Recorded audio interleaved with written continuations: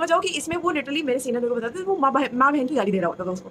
और लिटरली जब भी उसके सामने जा रहे हो वो एकदम एजिटेट हो जाता था और ऐसे भागते थे, ऐसे से वो करता रहता था। तो हमारे सीनियर ने 1 दिन इग्नोर किया, 2 दिन इग्नोर किया, 3 दिन इग्नोर किया।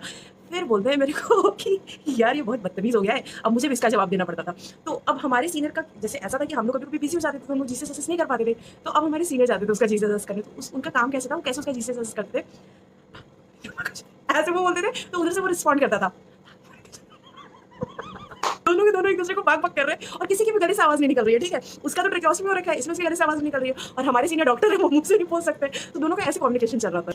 तो ऐसी सिचुएशन हुई थी कि इन दोनों का कम्युनिकेशन ऐसा होता था। फिर क्या होता था कि वो मेरे मतलब वो ऐसे गाली दे रहा होता था ना, तो कभी-कभी इन अदर सर्टेन वेज़ ऐसे मेरे सीनियर ने पूछा, वो मतलब ना उधर से सिर्फ माँ-बहन की गालियाँ नहीं, वो CHUTIYA वाली भी गालियाँ देता था। तो वो क्या करता था, उधर से बोलता था, ऐसा बोलता था, ठीक है? तो हमारे सीनियर जो है ना, वो उसको ऐसा बोलता था। उसके बाद क्या होता था एंड ही वाज़ लाइक कि कुछ दिनों बाद जब वो ना काफ़ी ज़्यादा इम्प्रूव होने लगा था पेशेंट, तो ऐसा सिनेरियो हुआ था कि बाद में ना वो मेरे सीनियर जाके उससे पूछ रहे कि वो टर्म कौन है? ठीक है? वो उसको मतलब तुम समझ जाओ यार, एक्शन में वो बोलते थे उसको और वो ऐसा वो स्टार्ट करता रहता था कि तुम हो वो गाली में, ठीक है? तो उन दोनों का ना बड़ा फेमस से कन्वर्सेशन चलता रहता था। फिर क्या हुआ था कि और पता नहीं क्यों सिर्फ उसी से वो इरिटेटेड रहता था।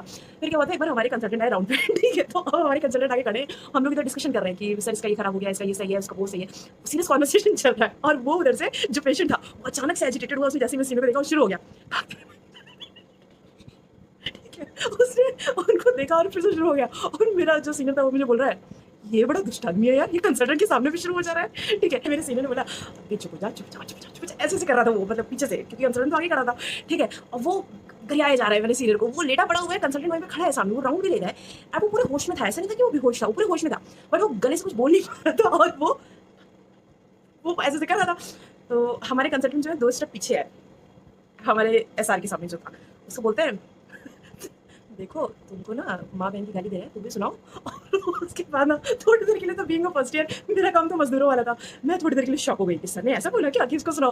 फिर उसके बाद में ना वो बॉस बोल रहा है, नहीं-नहीं सर ऐसी कोई बात नहीं की। अरे तुम मानो, तुमको गाली दे रहा है वो, तुम मानो, तुमसे कुछ तो उसको ग्रज है। फिर उसके बाद महीने-महीने बाद पेशेंट का फिर ट्रीटमेंट वगैरह हुआ, बेचारा काफ़ी इम्प्रूव हो गया था। फिर उसके बाद उसका ट्रैकियोटॉमी स्कार वगैरह हटा, बोलना शुरू हुआ था तो बाद में जब वो बोलना शुरू किया ना, फिर वो जाते-जाते बोला कि सर एक्चुअली हम जिसका मर्डर किए थे ना, वो आप ही के जैसा दिखता था। मतलब वो नॉर्थ ईस्ट साइड से ही कोई था, जिसकी वजह से हमको देख के बड़ा गुस्सा आता था आप पे।